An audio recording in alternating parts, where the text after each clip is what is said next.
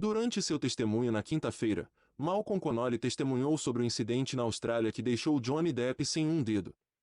Connolly estava viajando com Depp e Amber Heard durante esse incidente e o levou para o hospital depois. O que ela fez com o dedo dele é horrível, e ainda tenta culpá-lo. Eu espero que o Depp ganhe isto.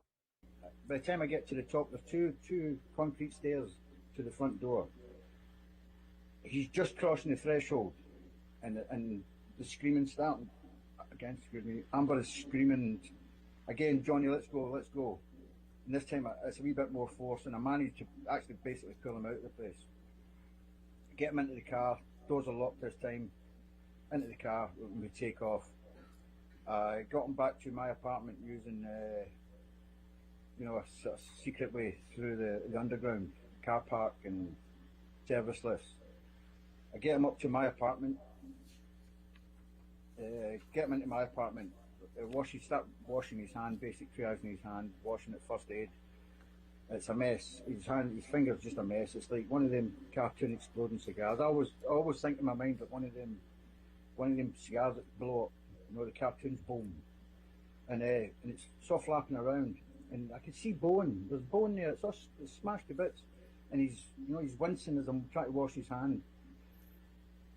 Anyway, I sit him down and I phoned Debbie the nurse, who's living in the same apartment block as me. So that's my first thing. Phone Debbie. Phone Debbie. About 20 minutes later, if that, I don't recall. Maybe 25, maybe half an hour. But she turns up with Dr. Kipper. So Dr. Kipper does his thing. Nurse Debbie dresses it all, but Kipper is saying, right, this we have to go to the hospital with this. There's no other way. We have to go to the hospital. This has to be seriously looked at. We get to the hospital, and that's when that's when his treatment started, Okay. When you were in the presence of Mr. Depp and Miss Heard in the house in Australia, how far away were you from Miss Heard? When I first entered the house, Miss Heard wasn't visible to me. Only Johnny. It's only when we started to leave, Miss Heard appeared, and she's probably, well, you're talking 3 feet. Did you observe any injuries on Miss Heard? No injuries. No injuries.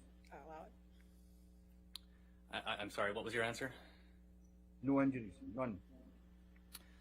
Other than the injury to his finger, did you observe any injuries on Mr. Depp? No, no. Well, I say no. There was a mark in his face, and I didn't know what that was, so I never really put it down too much. But in the hospital, I took a photograph, and when I look at that photograph, I can see 2 injuries. When we're sitting in the car, hold on, Mr. Khan. Okay. Objection to the extent he's going to be talking about what the mark is on his, since he didn't see what happened and he's not a doctor, he can't describe what. Sure. That's fine, Your Honor. We can move on? Okay. Yeah. All right, next question.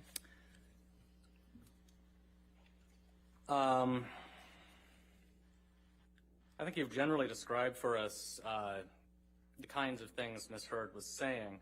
How would you describe her overall demeanor when she and Mr. Depp were in each other's presence in the house in Australia? Good days and bad days. I'm sorry, I mean on that particular day.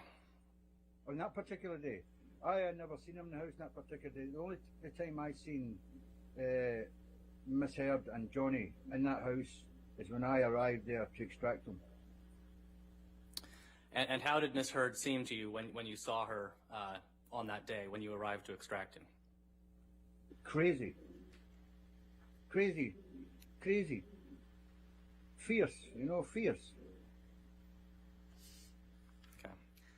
What was the last thing Miss Heard said as you were taking Mr. Depp out of the house to go to your apartment and then the hospital? Yeah, the words I recall hearing as I'm getting Johnny out is, yeah, just fuck off with your guys, you're fucking covered like you always do. All right. I have no further questions. All right, cross-examination.